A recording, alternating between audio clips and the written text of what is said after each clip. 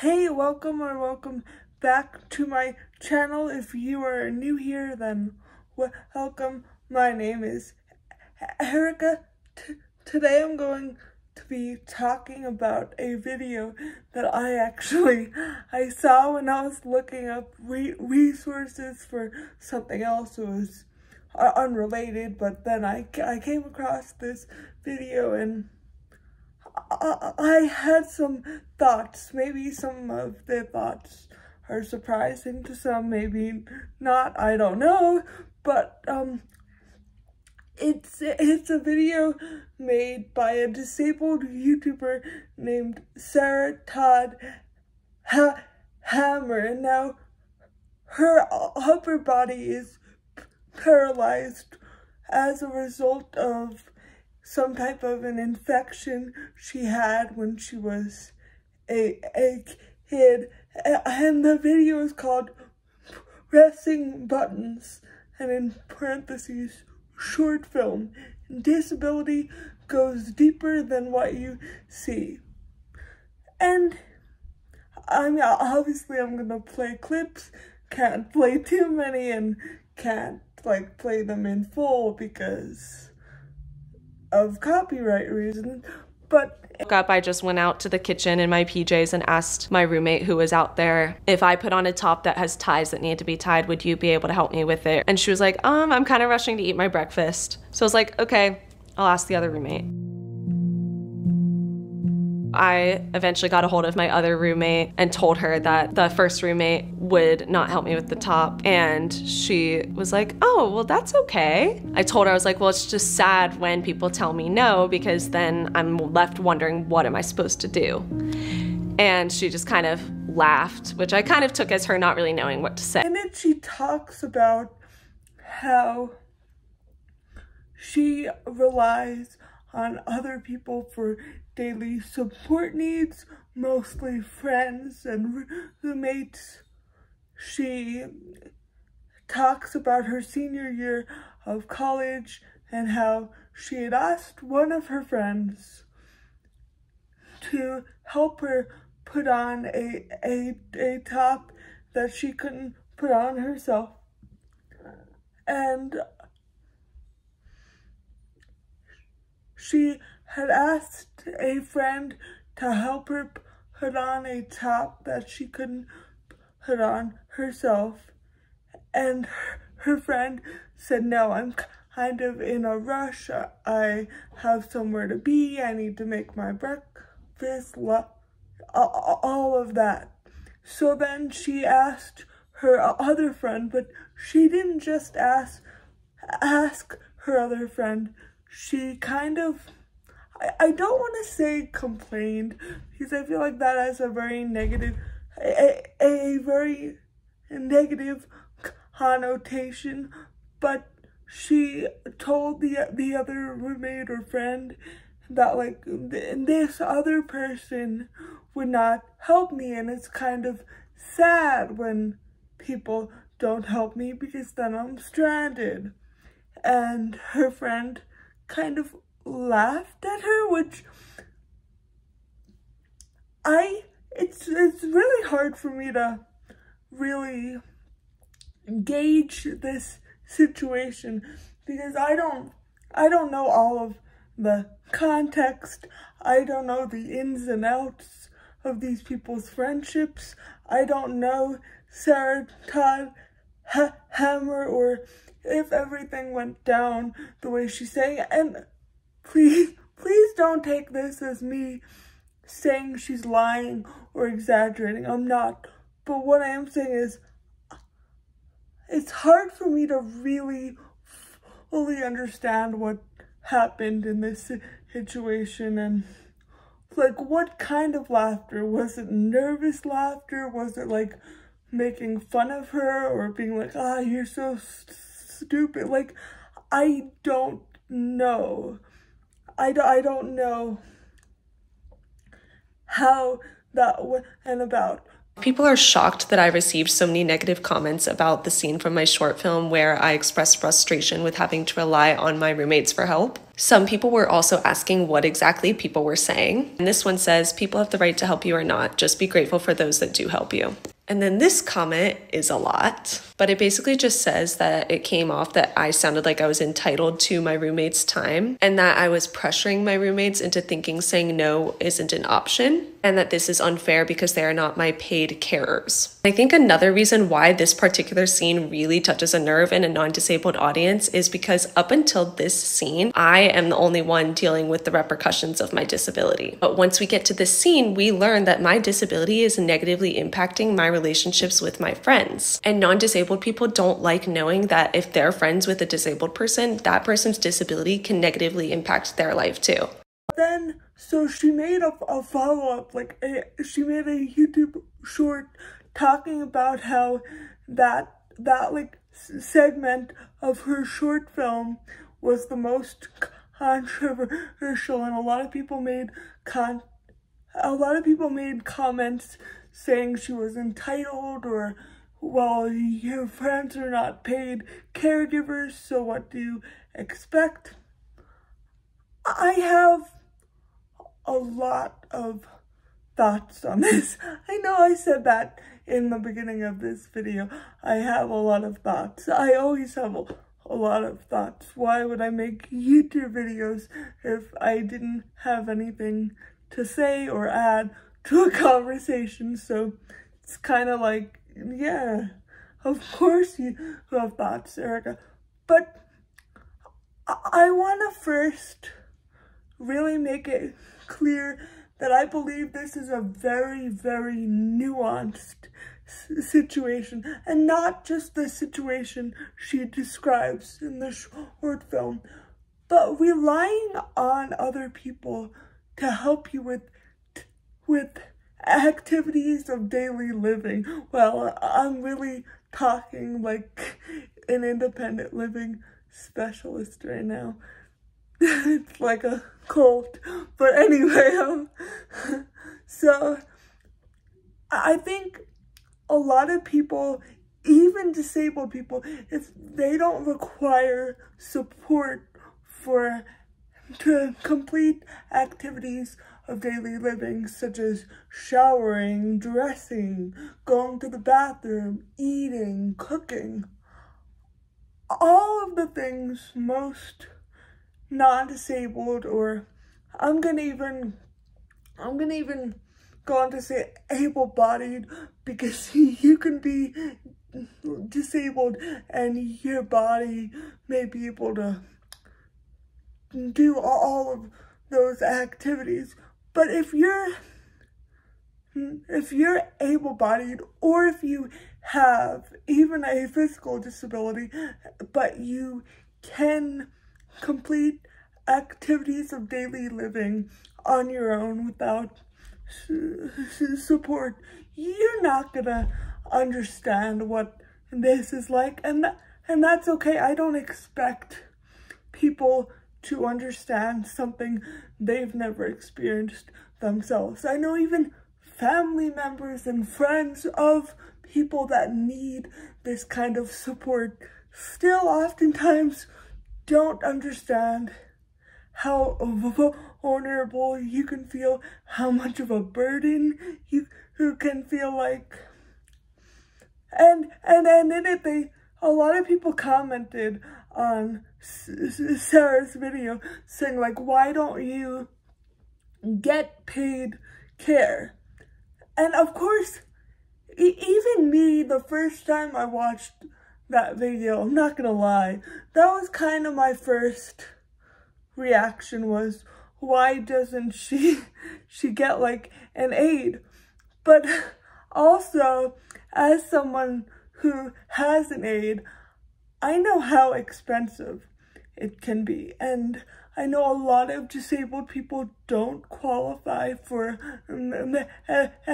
Medicaid, which, if you don't know, and I've said this in other videos, but private insurance doesn't cover aids, and aids are expensive, which is why I only have an aide come, well, it's part of the reason I only have an aide come in once a day, even though I would probably benefit from twice a day, because number one, I don't have that kind of money. But even when like I'm gonna get it covered by insurance eventually, because I was just able to qualify because it's expensive.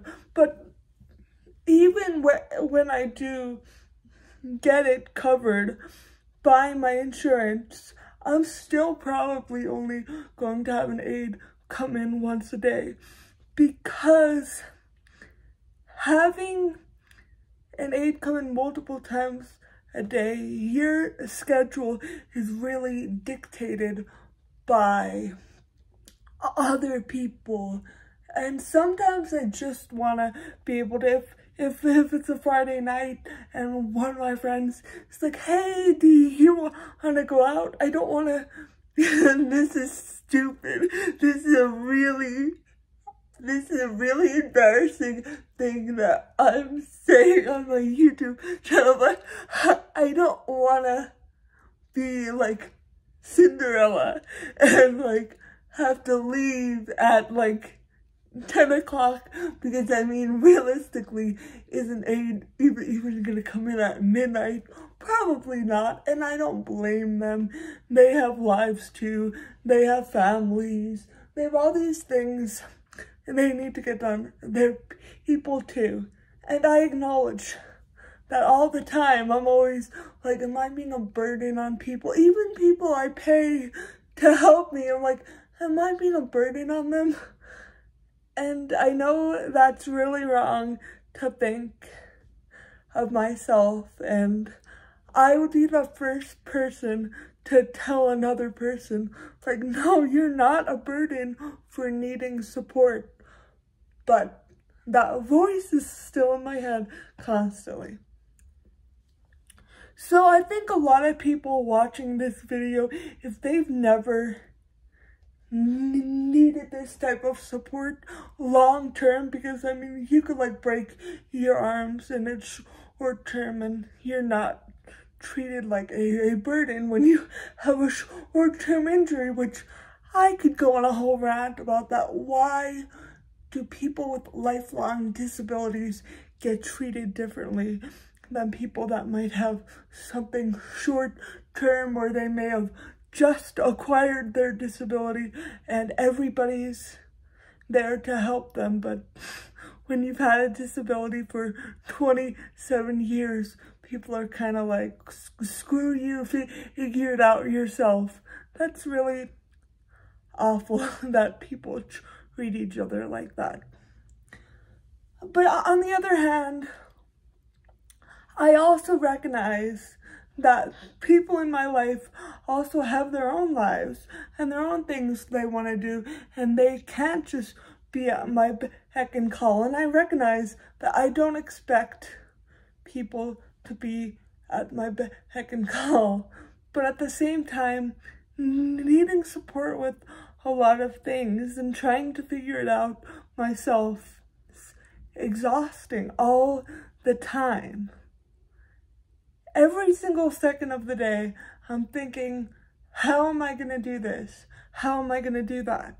Am I going to need support with this? And if I do need support with this, who do I call? And if I call that person and they're not available, what am I going to do next? Am I just going to sleep in my clothes that I'm wearing right now? Or am I going to be able to get support? Which honestly is what I've changed a lot of my wardrobe to things I know I can get on and off. Not even easily, because there's nothing I can really get on and off easily. Not to like sound like the complaint department, but I don't think I own a single outfit, even if it's like sweats or pajamas. I don't think I own a single item of clothing that is truly easy for me to get on and off, just because of the way my upper body functions, and the way my left arm is extremely tight and weak. So I don't own anything that's truly easy to get on and off, even the more practical items of clothing, which I really resent that as a disabled person, I have to think about that more than I have to think about what I actually want to wear. I love wearing overalls. You probably know that. I actually own a lot of overalls. They're all back in New York though, because I was like, how am I gonna go to the bathroom in the middle of the day if I'm wearing overalls? I'm not gonna be able to. So then I'm gonna have to stay dehydrated all day at work and hope I don't pass out just so I can wear overalls. Like, I'm not going to do that. I do not want to pass out at work or feel like garbage for the rest of the day. I want to be able to function like a human being as much as I possibly can. That was long-winded.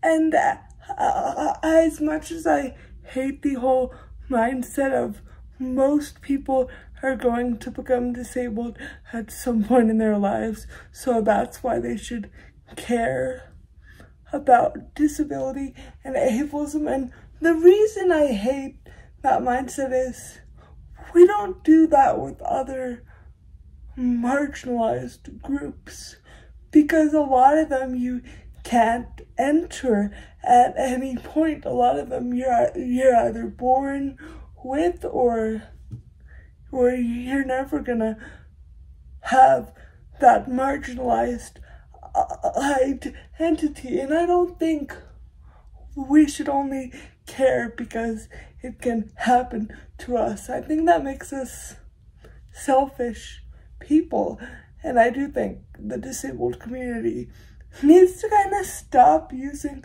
that argument, because it really devalues the lives of people that are disabled right now, especially people born with their disability and have always been disabled. I've always felt that further marginalizes us and makes it like we're only valuable if we were non-disabled at some point, which is BS. It's not true. But as much as I hate that argument and that line of thinking, I do want to ask non-disabled people, or at least people who don't have those support needs, what are you going to do if tomorrow you have those support needs? Are you going to hate yourself for the rest of your life? Are you going to constantly feel like you need to apologize for your existence? Because I know what that's like, and it's an awful way to live, to constantly feel like you have to justify yourself and be like, yeah, well, I need this, but guess what? I can also do this, so that's why my existence is justified. And at this point in my life, I don't have the energy for that. I don't have the energy to constantly feel like I have to justify my being in the world. Like, I'm here. What are you gonna do about it? I probably shouldn't say that, because people might take that as a dare, and they may try to do something. You know, with the political climate right now, you never know. And that's a sad thing. But I do want to ask people, if this was you, how would you feel to be made to feel ashamed and like you're a burden and you're inconveniencing everybody? I think as a society, and just as like humanity, we would all be better off if we recognized that we're all interdependent and we all rely on another. And I know that's philosophical and like kind of pedantic, but it's true. We all need each other, and not to get into climate change, which seem to always get into on these videos, but I think we would also, like, we would live in harmony with the earth and with other beings if we recognized that we're this whole web, this whole interconnected web that depends on one another. And if we're constantly trying to one-up one another and constantly trying to be independent and every man for himself or whatever, we're always going to miss that connection, which I think, not that I think connection is where we find meaning in our lives. That's why I chose a job where I would help other people and meet with other people and help them achieve their goals, because I wanted to find meaning in my life. And yeah, and I think a lot of people don't understand the shame that you're made to feel when you have such high support needs.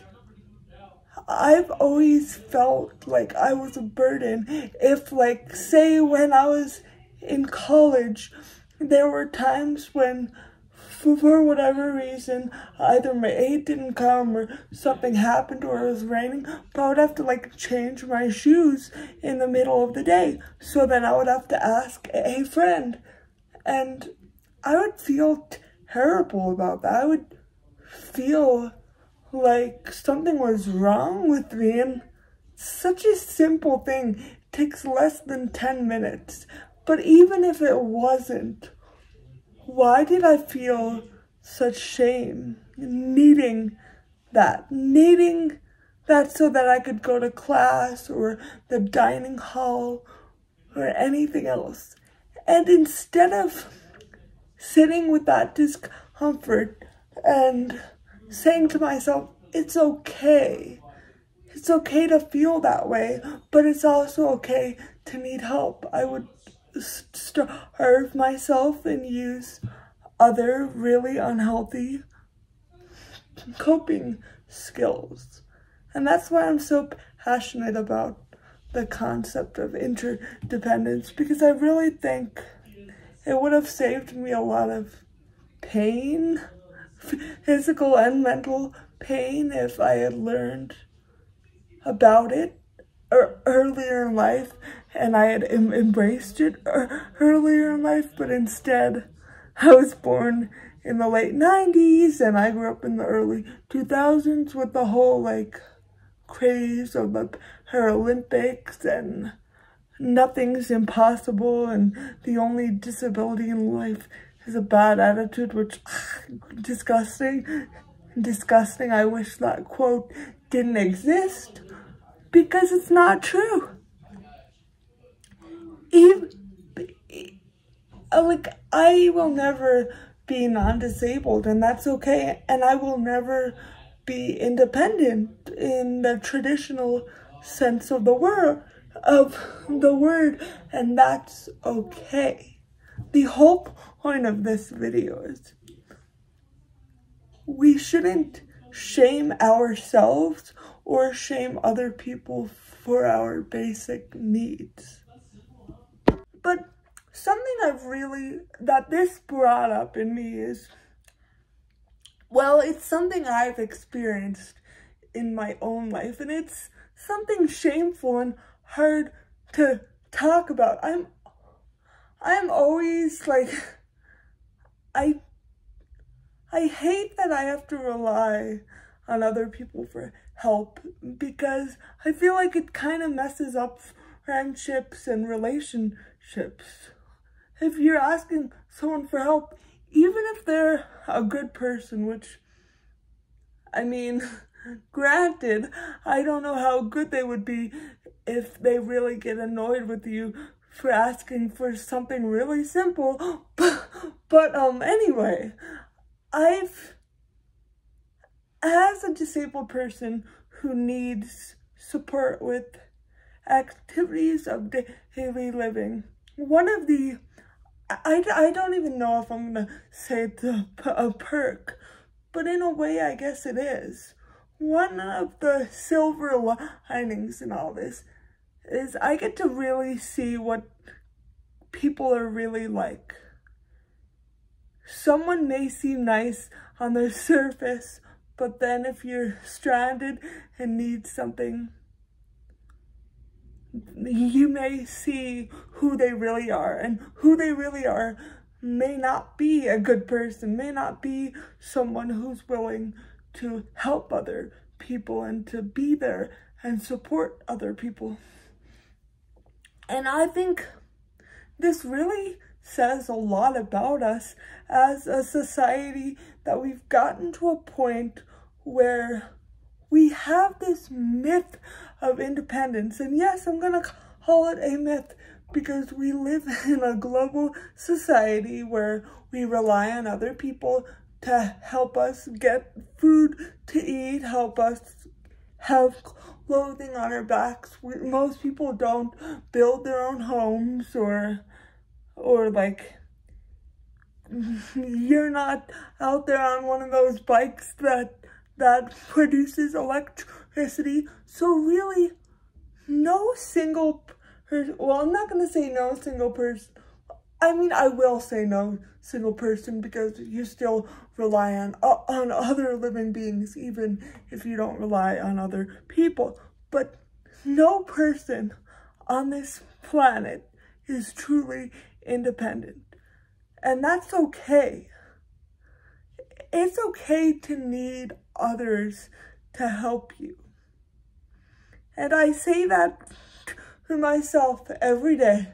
Sometimes I even say it out loud to myself, which is kind of embarrassing, but sometimes I just need to say it out loud to really let it sink in and tell myself, it's okay. You're not a burden. You're not a freak, or you're not broken because you need help. You're human. You're a living being, like everything else that is a living being. And that's kind of beautiful, because if we didn't need others, I can't imagine how lonely life would be. There's this saying that's like, people who need people are the luckiest people. And I kind of agree with that. As difficult as it is to have a disability and to rely on people for basic things like dressing and showering and all of that fun stuff, as difficult as that is,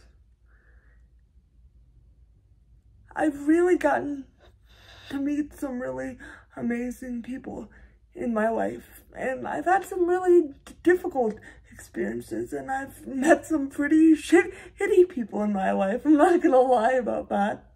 I really have. But I've also met some amazing people that have taught me a lot, and I hope I've taught them something. I don't know. But I think for me, a lot of my eating disorder and my social anxiety and a lot of just my inner turmoil, I'm gonna call it, my inner turmoil comes from feeling like I'm a burden, comes from feeling like, if I ask this person for this, are they gonna get tired of me and not want to be my friend anymore? If I'm in a relationship with a non-disabled person, or even someone that has a disability but may be more physically capable of different things than I am, are they going to get tired of me and say, oh, this just isn't worth it anymore? Like, I'm scared of that because I've experienced it before. It's not just like an unfounded fear, which, to be fair, I have a lot of unfounded fears too. I'm a very anxious person. I think a lot of people that watch my channel understand that about me, that I'm a very anxious person in general. But those fears are founded. The fear that people are going to abandon me or hate me or resent me or think I'm a burden because I need help. That's something rooted in reality, rooted in things I've experienced, rooted in things I've seen other people experience. So that is why Sarah's story really resonated with me. And I do have mixed feelings about that video because in a way, I do wonder how she had that conversation with her roommate. Did she come from a place of entitlement or but at the same time, should disabled people have to be these humble little weaklings that need to be like, oh, can you please help me? Like, I don't think we should be, even though that is kind of a lot of times the angle I go about things. Part of it is because I feel like that's how I get support more than if I'm like, hey, I need this, and you're able to do this, so help me. Like, I feel like that's not gonna get people to help you. And also, people are not gonna like you if you say things like that. And maybe for good reason. I don't know. I don't know if this video made sense. I don't even know if I should post this video because maybe it doesn't make sense. But I think it really opens an important conversation that even people outside of the disability community, we need to have a conversation about how we all rely on others, and that shouldn't be seen as shameful and shouldn't be seen as making somebody a burden or, oh, they're so needy. No, we're just living beings that need others to survive. And isn't that kind of cool? It kind of reminds me of mushrooms in a forest that help the trees communicate with each other. And I'm not explaining that well at all because I'm not a scientist.